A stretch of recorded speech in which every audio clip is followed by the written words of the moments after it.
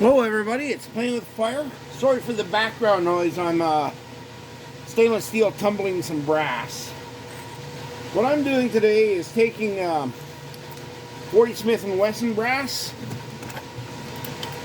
converting it into 357 SIG brass.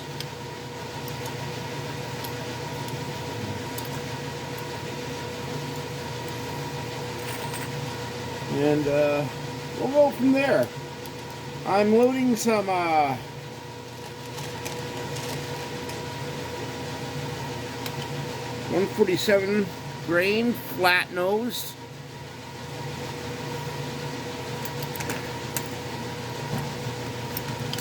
Underneath some bullseye powder. I've had a bunch of people say you shouldn't be doing that, but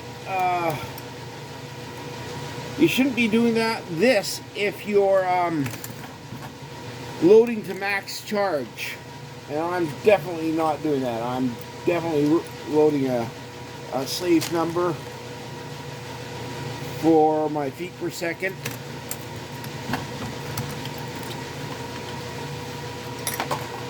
And you can see how easy it is to convert 40 Smith & Wesson into 357 SIG.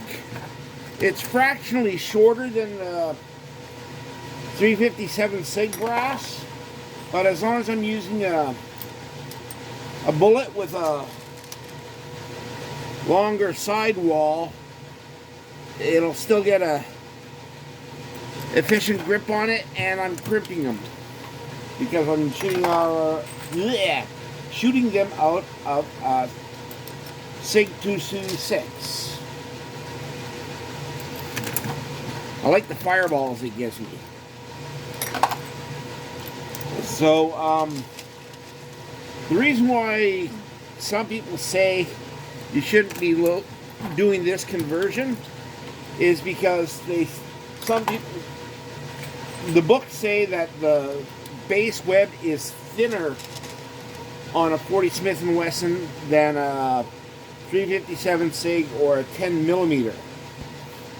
And that is true, but like I say, if you're not loading them to max charge, you don't have to worry about that, or shouldn't have to worry about that. You always take your chances whenever you're doing loading, but I've not found an issue with it.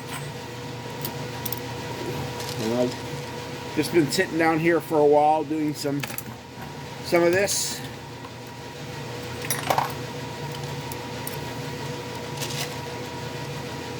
And it's going reasonably smooth.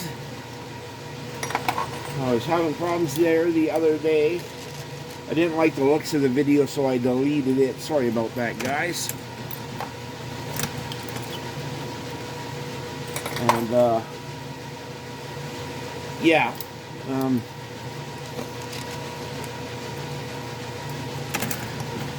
the SIG and the 40 Smith & Wesson are both based off the 10 mil round, which was designed for the FBI, and then they went away from it. I think I have the facts straight. They wanted something with more stopping power with the 9 mil, and they went to the 10 mil. And then they found some of their agents couldn't quite hold the firearm hand easily. So they shortened the case and went and developed the 40 Smith & Wesson. And about the same time, they went and developed the 357 SIG over there in Austria for their military forces. I like the reason why they went and developed this round. You can look that up yourself as your own personal knowledge. I'm not going to get into that. But yeah, the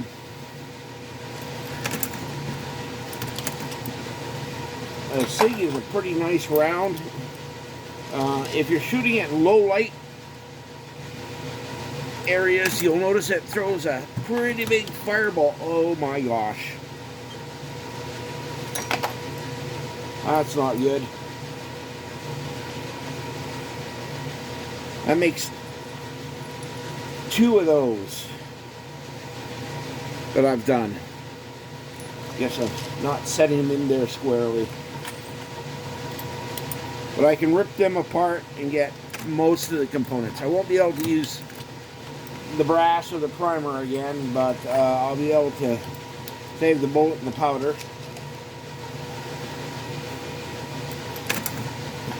I got a bunch of 9mm in the wet tumbler right now. And I got a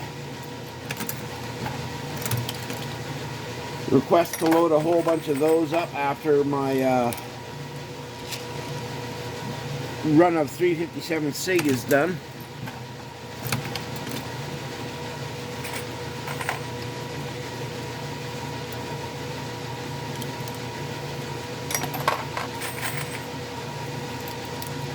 And I went and loaded a whole bunch of 45 for a friend of mine.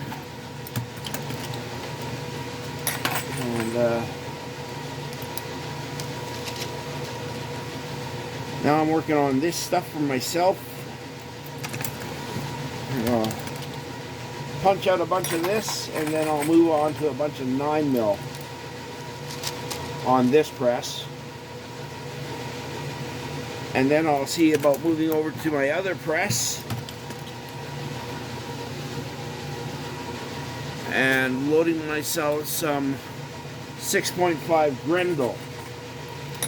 I've been chasing the ace, trying to find out what the heck is the matter with it. I'm using the same recipe that my friend was using in the same gun. I bought it off him, and I went and blew out a couple primers there last time I was at the range, and I'm not so sure about this.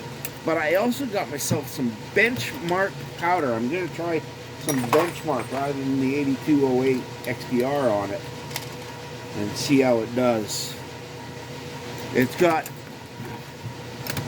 a custom cut turret on it for 2400 feet per second and low mount, so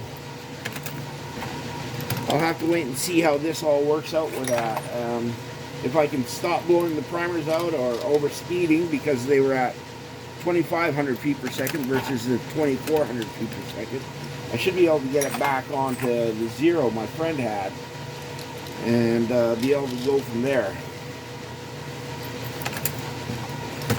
But this is playing with fire, checking out. Ugh, what the heck is going on here?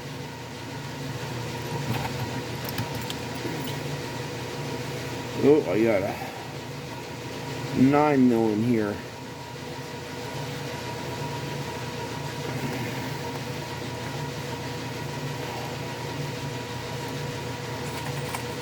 Hate how that happens, but I can easily take care of that situation.